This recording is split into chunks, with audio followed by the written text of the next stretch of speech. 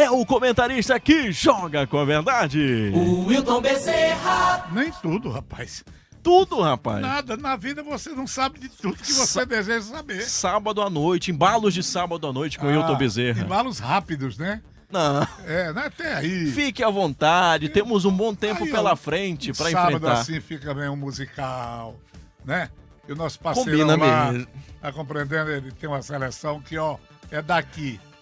Mas, meus amigos, vamos falar. Vamos falar a respeito desse jogo de um 0-0. O placar de 0-0 é chatérrimo. Muitas vezes um placar de 0-0 não conta a verdadeira história do jogo. Mas eu diria que o que aconteceu entre Fortaleza e Juventude e Fortaleza, o placar ele fez uma certa confissão sobre o jogo. Uma partida que, no nosso modo de ver, foi melhor no primeiro tempo. É bom que se diga, no entanto, que disposição não faltou às duas equipes. Em matéria de intensidade, o jogo não deixou queixas, pelo menos na opinião desse comentarista. Primeiro tempo, por exemplo, Fortaleza veio num 4-4-2, eu acho que bem pensado, baseado principalmente na capacidade desse meio-campo, formado por Rodriguinho um pouco mais à frente, mais um Sacha, um Pierre e principalmente um Rodrigo dispostíssimos, jogadores que jamais desistiam de impor aquele ritmo de combate, de marcação, e procuravam ser flexíveis quando tinham a bola dominada. Mas num primeiro tempo, em que eu diria que os maiores bocados, passando um pouquinho da medida no jogo das comparações, embora com essa vantagem do time da casa, o Juventude, eu diria que o primeiro tempo, o 0-0 do primeiro tempo, ficou bem assentado, bem ajustado, não só nessa etapa inicial, mas no jogo todo. Eu até brincava dizendo assim, olha, segundo tempo, 38 minutos, se fosse possível negociar, a coisa seria mais ou menos em termos de um afirmar para o outro, olha, não conseguimos nada até agora, fizemos pouco para alterar esse placar de 0-0, então vamos acabar a brincadeira, vamos fechar a cortina, vamos deixar isso para o 0-0. Claro que eu estava ironizando, mas foi o que acabou dando. E não poderia ser realmente diferente. Mas voltando ao primeiro tempo, mas Fortaleza fez, digamos, dentro do que é possível a ele. Porque muita gente imagina que o Autuori ia chegar e produzir uma transformação e colocar o time do Fortaleza imediatamente acima daqueles que lideram a competição. Não, o Fortaleza está entre os 4. Está na briga. Mas tem gente melhor do que ele dentro da competição, melhor colocado. E pelo que a gente conhece do Fortaleza, conhecia e conhece, mas a gente sabe das limitações. A direção da equipe tricolor imaginou que o salto poderia ser maior. Quem sabe, né? Se atingirá um nível maior, mas ainda não chegamos lá, em termos de Fortaleza. Mas foi uma primeira etapa de jogo em que o time do Fortaleza, nos lances que valeram a pena, aqueles que merecem registro, aqueles que poderiam redundar em gol, eu diria que o Fortaleza conseguiu de maneira mais positiva, mais assertiva. Foram 2 finalizações para o gol. A primeira, através do jogador Wellington, de quem realmente se esperava até um pouco mais, pela sua capacidade de driblar, de se filtrar, mas ele ficou muito isolado, só ele e o Fogaça ali na frente. E o Fortaleza entendeu que deveria reforçar a briga ali pelo setor de meio campo, não abrindo mão de 4 jogadores dedicados, em primeiro lugar, ao trabalho de marcação, de impedir que o adversário jogasse. Mas foi o time do Fortaleza que conseguiu, no primeiro tempo de partida, 2 finalizações no alvo. No alvo. A primeira, reitero, do Wellington, fechando para o meio, bateu o goleiro e defendeu. Fez 2 grandes defesas esse goleiro, esse Pedro Rocha.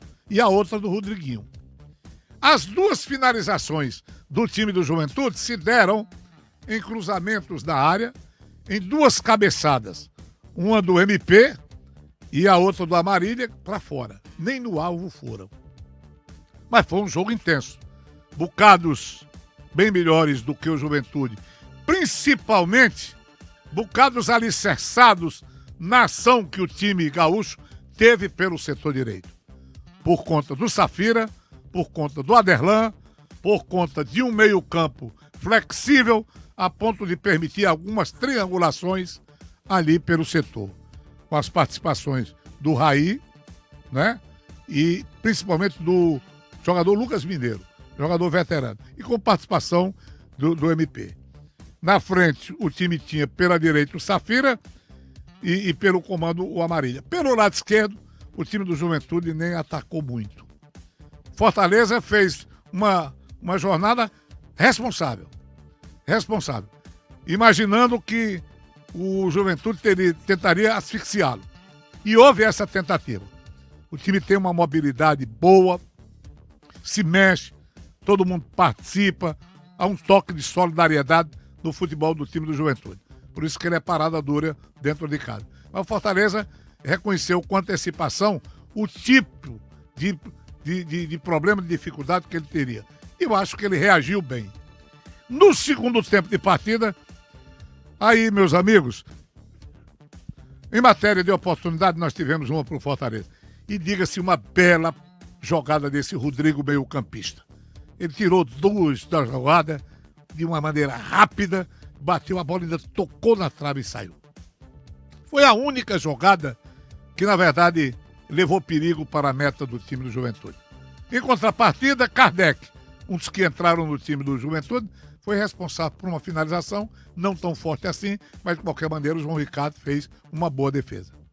De lado a lado, esforços no sentido de barrar a pretensão de digamos assim, uma pressão maior, não é? Fortaleza, por exemplo, reagiu bem. A tentativa de cerco do time do Juventude, Fortaleza reagiu bem. Passou em determinados momentos até ter mais iniciativa dentro do jogo. Depois disso, cedeu espaço e o Juventude apertou um pouco mais. Mas um segundo tempo em que o Juventude, afora a chance do Kardec, não tem mais nada, e o Fortaleza, afora a chance do Rodrigo, também não criou mais absolutamente nada. Vieram as modificações. Não adianta nem perder tempo, confesso para os senhores, em determinar que houve melhor de um ou de outro por isso. Não. Renovou o oxigênio, é muito natural que aqueles jogadores que estavam em campo, com o pessoal que foi entrando, a qualidade dos jogadores do Juventude, qualidade muito boa. No time do Fortaleza também houve uma tentativa de estabelecer um balanço do jogo. Isso foi conseguido. Resultado, 0-0 e não poderia ser de forma diferente. Eu gosto muito desse papo de um ponto fora de casa, grande resultado. Não. Um resultado normal. Ganhou um ponto fora de casa e o Juventude ganhou um dentro de casa. Não alterou-se a posição de ninguém, né? Mas, de qualquer maneira, também não teve um prejuízo maior. Não é isso? Meno male, como se diz. 0-0 e o Fortaleza assegurando uma quarta posição. O jogo teve movimentação. Marcou por isso, mas não foi de um nível qualitativo que a gente possa ressaltar. Ainda bem que foi possível jogar num campinho enxuto, não teve problema de grama encharcada, campo pesado, não. Foi legal, acho que o tempo, na verdade, ajudou as duas equipes.